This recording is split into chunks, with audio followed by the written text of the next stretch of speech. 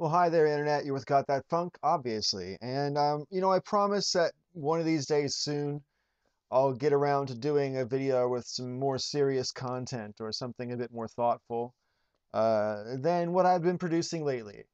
I will, I honestly will, I promise. But not today.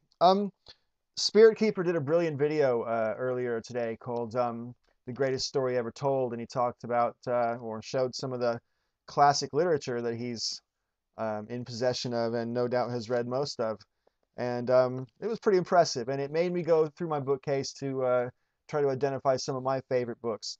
Now, this is not one of them, all right? However, I forgot I had this, and it's really cool. Sometimes I've got so many books, and most of my books are nonfiction books, nature books and uh, travel books and countryside books and blah, blah, blah. But I do have some novels and a lot of stuff on religion and occult stuff and UFOs and shit like that. But this one I bought simply because I thought it was a brilliant concept, extremely well executed, and I probably will at one point in my life give this to somebody who will appreciate it more than I, but at the moment I've never met that person. And this is not, you're not allowed to ask for it, all right? I have to know you in person to give this book away. But anyway, yeah, check it out. I'll just show you the title.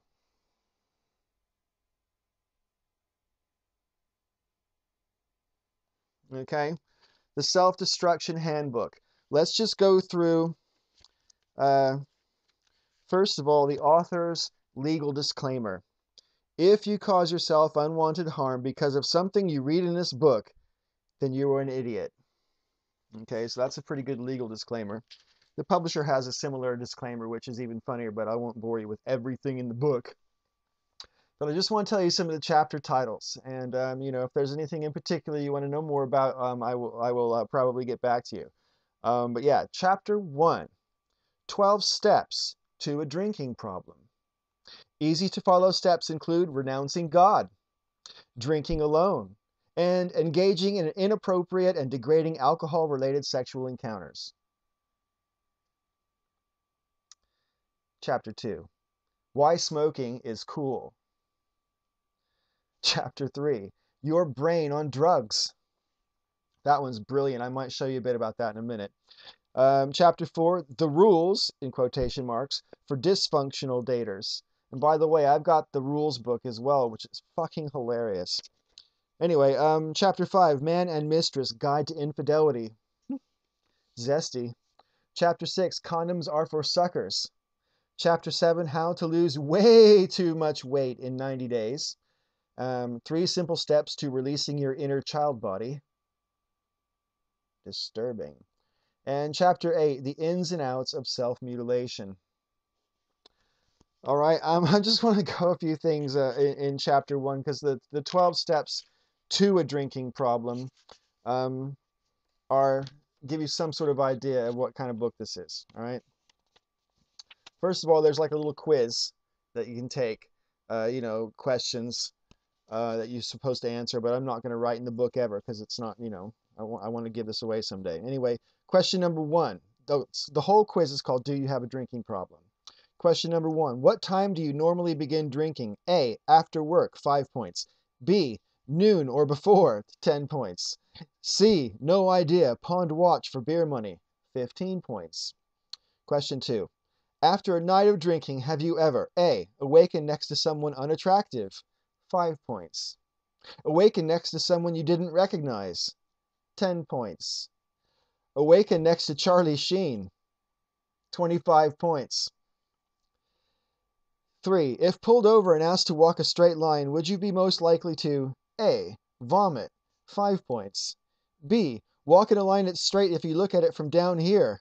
10 points. C, offer the officer one for the road. 17 points. I think you should get 100 points for that. I'd love to see someone with the balls to offer the officer a beer when they get pulled over. That'd be hilarious. Anyway, question 4. For men, when your wife threatens to leave you, do you generally A, tell her to go ahead and get her fat butt out of the trailer? 5 points. B, contemplate over fine cognac the existential vagaries that have led to this particular nadir. 10 points. And C, offer her one for the road. 17 points. Question 5. This question to be answered while drunk only. Well, I can't qualify there, but let's go for it. A, 5 points. B, 10 points. C, 10 points. And obviously you score yourself and you get yourself a score depending on how drunk you get. Anyway, so let's get into the text here for a minute. I'm not going to read the whole thing. I'm just going to tell you some of the bullet points, all right? Step 1, admit that you do not have a drinking problem. Step 2, make it a double. Step 3, renounce God. I'll just read a little bit about that. Renouncing your belief in this Santa Claus-like figure is an essential part of your drinking journey because it allows you to confront the horror of human existence without the anesthesiizing influence of the religious cliché. Once you understand and accept the utter inefficacy of prayer, you will be forced to find other ways to avoid actually working for what you want. This, of course, is where alcohol comes in. Step 4, find your role model. And by that, they mean their drinking role model. And then there's role models for women like the Cosmo Girl or the Southern Belle, White Trailer Trash. Role models for men, the Smooth Operator, the Literary Legend, and the Party Animal. Step 5, make drinking fun. Drinking games to play or alone. Step 6, begin to stage inappropriate outbursts. They actually teach you how to make a scene. Great. Step 7, reveal bare breasts and or buttocks when drunk. Never done that myself. Oh. And they've included a handy demonstration.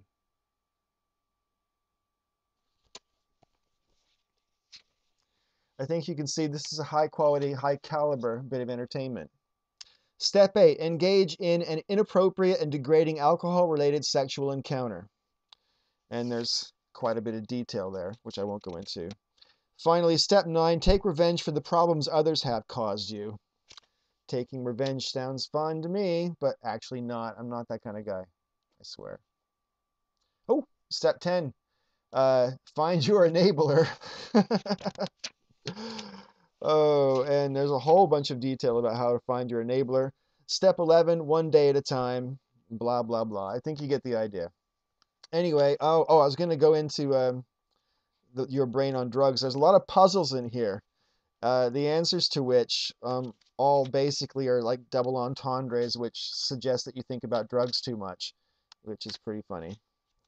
Like a crossword puzzle, and all the answers are, code words for drugs.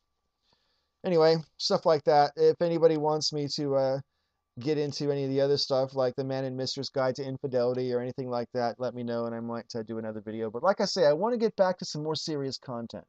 So, screw that, right? Anyway, this has Got That Funk. Thanks for putting up with this one, and may all your ups and downs be ups.